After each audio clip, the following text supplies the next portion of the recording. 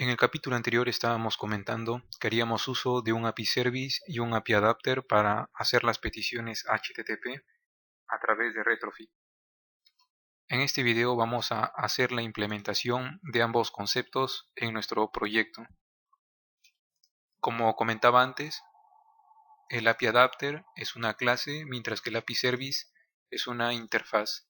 El API Adapter es el que se va a encargar de instanciar un objeto de Retrofit y en donde se va a definir la ruta base de nuestra API, mientras que en el API Service se van a definir métodos abstractos donde cada uno va a representar una ruta específica de nuestra API y por tanto nos permitirá hacer peticiones GET, POST, pasar parámetros a cada ruta y procesar la respuesta que obtengamos a través de una clase destinada para ello. Voy a dejar este enlace en la descripción del video. La intención es que puedan acceder a este tutorial, que es la versión escrita del video, y que puedan copiar un código de ejemplo que he creado para el API Service y el API Adapter. Son códigos genéricos que vamos a incluir en nuestro proyecto y los vamos a adecuar a nuestros requerimientos.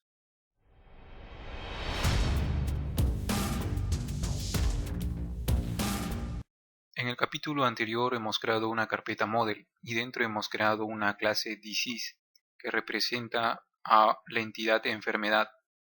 Para que mantengamos un orden adecuado en nuestro proyecto vamos a crear una carpeta adicional.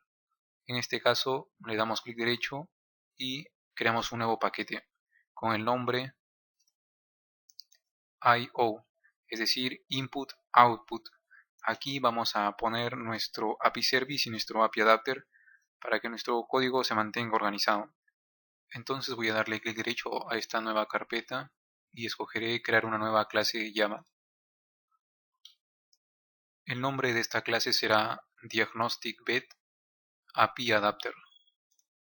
Y de la misma forma voy a dar clic derecho y a crear una interfaz cuyo nombre será Diagnostic Vet API Service.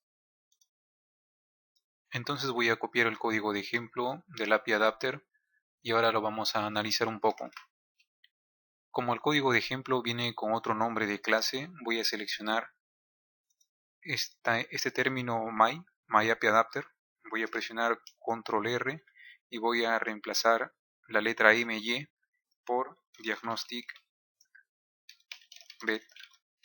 Le doy reemplazar todo y ahora ya concuerda el nombre de la clase con el nombre del archivo del API Adapter. En el código de ejemplo tampoco están los import, tenemos que añadirlo nosotros. Para ello, por ejemplo, me sitúo aquí sobre Retrofit, presiono Alt Enter y me aparece la opción de importar clase. De esta forma se van a ir resolviendo las dependencias. Sin embargo, si es que ahora presiono Alt Enter sobre la clase HTTP Login Interceptor, no me aparece la opción de importar, me aparece una opción para crear una clase. Esto es porque no hemos añadido la dependencia para el interceptor. No debemos cometer el error de crear una clase porque estará vacía y nos vamos a complicar. Hay que tener en cuenta que necesitamos tres dependencias. Uno es Retrofit para hacer las peticiones. Dos es la dependencia JSON, que es para convertir las respuestas en JSON en objetos.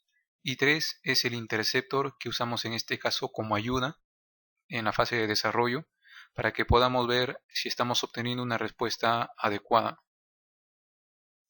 Es decir, este interceptor va a mostrar por la consola de Android, que vendría a ser el Android Monitor, va a mostrar los resultados de la petición, el código de respuesta que ha dado la API y otros datos más. Por ello es que en el archivo build.gradle debemos tener estas dos dependencias, Retrofit, JSON y el otro más que es el interceptor que les comentaba. De hecho, a mí también me faltaba añadir esa tercera dependencia, pero lo vamos a añadir ahora mismo.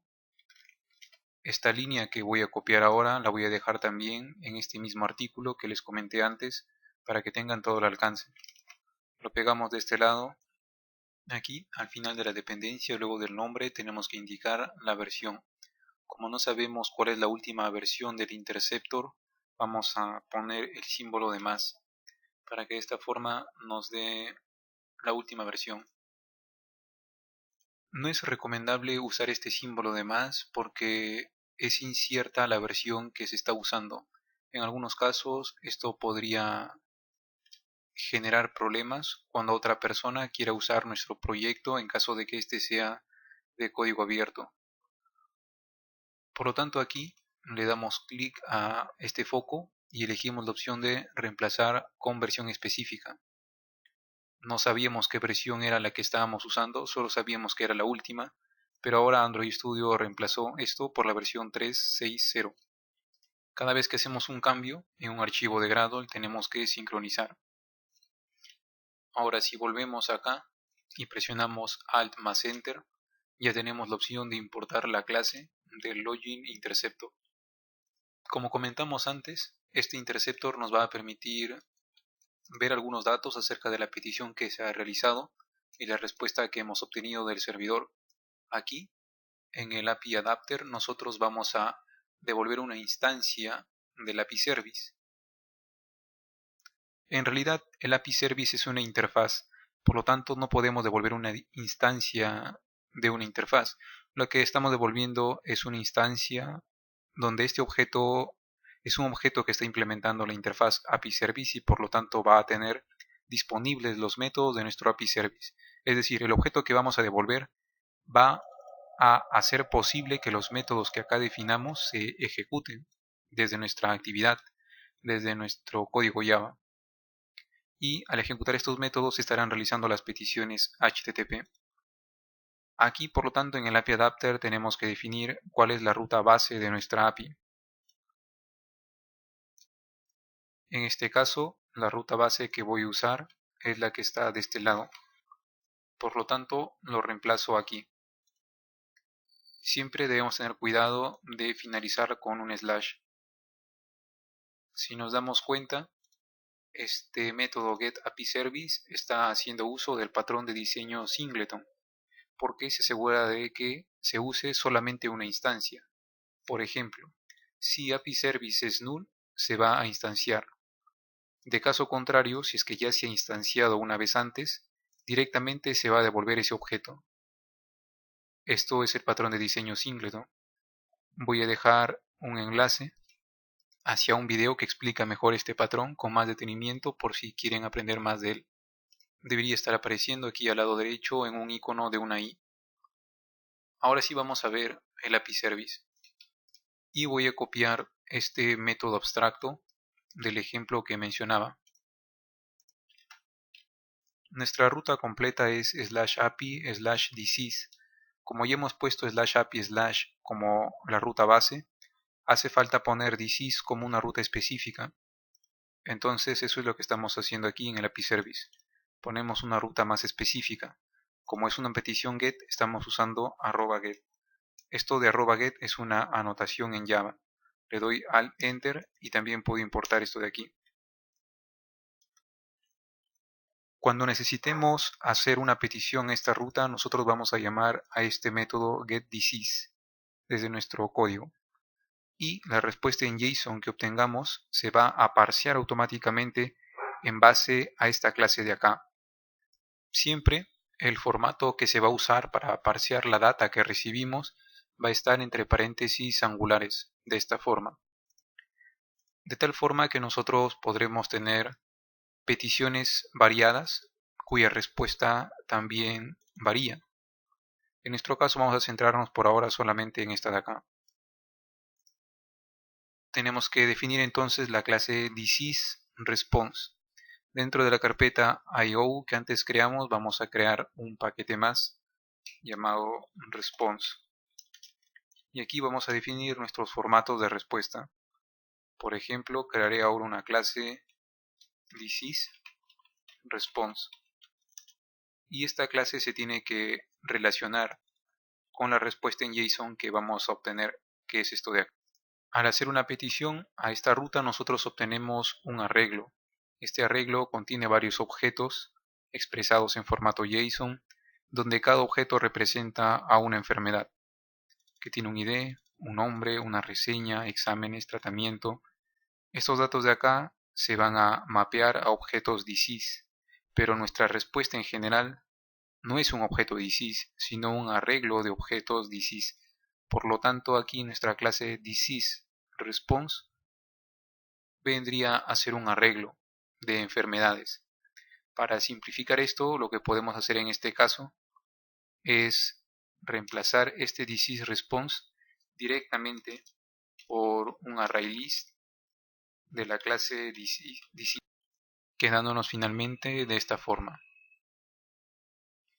Esto puede parecer un poco confuso al inicio, pero una vez que ya está configurado, todo es sencillo. Por ejemplo, ya tenemos aquí una ruta. Si queremos más rutas que son distintas, basta con añadir más métodos abstractos a esta interfaz y su uso será bastante sencillo. Por ejemplo, estoy ahora en el main activity, que es nuestro activity principal, y vamos a hacer nuestra primera petición get. El objeto de retrofit que necesitamos lo vamos a obtener a través de nuestro singleton. Por lo tanto, voy a escribir aquí diagnostic vet API adapter .getAPIService.getDisease. ¿Qué es lo que nos va a devolver este método getDisease? Lo que nos va a devolver es un objeto call, es decir, una llamada, una petición. Esta petición es asíncrona, por lo que vamos a requerir de un callback que se va a llamar automáticamente cuando el servidor ya nos haya respondido. Retrofit hace el trabajo con hilos por detrás para que nosotros no tengamos que preocuparnos por ello. Entonces dijimos que esto devuelve un objeto call. Por lo tanto, entre paréntesis pondré aquello que se espera recibir. En otras palabras, todo lo que aquí está especificado, quedándonos de esta manera. Este objeto call es lo que se va a encargar de hacer la petición. Para dar la orden de que se realice, llamamos a el método enqueue, que significa encolar. Vamos a poner nuestra petición en cola, porque podrían haber más peticiones que están en espera de realizarse.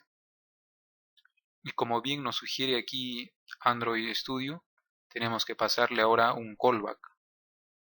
Un callback es una función que se va a llamar cuando ocurra un evento determinado. En este caso, este callback se va a invocar cuando el servidor ya nos haya respondido. Puede que tarde un segundo, puede que tarde menos, pero tenemos la certeza de que ese método se va a llamar. Así ocurra un error o se acabe el tiempo de espera para hacer la petición. Aquí hay varias formas de resolver esto de acá. Una forma es usando clases anónimas, pero en este caso vamos a pasarle aquí simplemente this. Si le pasamos this, quiere decir que el callback va a estar definido por la misma clase main_activity. Por lo tanto, le damos al enter y hacemos que nuestra clase main_activity implemente la clase callback de retrofit. Ello hará que nuestra clase tenga que implementar dos métodos, onResponse y onFailure. Por ahora nos centramos en el método onResponse, que se va a llamar si se obtuvo una respuesta. Preguntamos si la respuesta es exitosa, entonces haremos lo siguiente. Ustedes dirán, pero ¿por qué preguntas si la respuesta es exitosa si es que ya estás dentro del método onResponse? Lo que pasa es que se puede llegar a este método, pero el parseo fue inadecuado, es decir, la respuesta que hemos obtenido no concuerda con la clase que dijimos que definía el formato. Es por eso que con esto nos aseguramos de obtener una respuesta adecuada.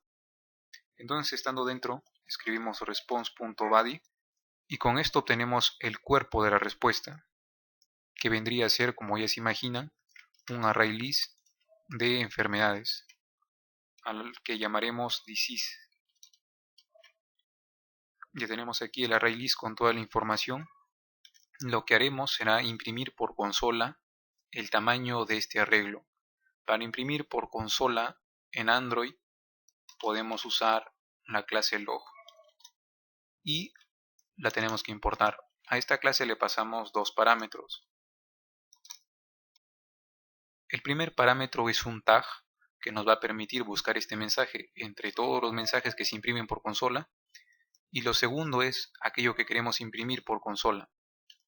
Por ahora vamos a poner aquí simplemente onResponse.this y de este lado vamos a poner el tamaño de nuestro arreglo this. Lo vamos a imprimir de esta forma y vamos a solicitar el tamaño del ArrayList con el método size. En videos posteriores vamos a iterar sobre este ArrayList y a obtener la información de cada una de las enfermedades y mostrarlas en tarjetas adecuadamente como debe ser. Por ahora solamente nos interesa recibir las respuestas. Entonces voy a iniciar el emulador, aunque debemos tener en cuenta que no vamos a ver nada.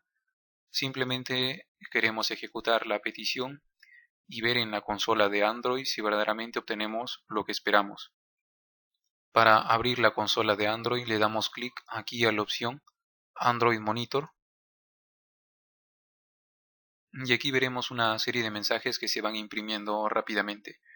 Para filtrarlos vamos a basarnos en el tag que aquí hemos escrito. Vamos a ejecutar ahora sí la aplicación y esperemos ver por la consola qué es lo que aparece.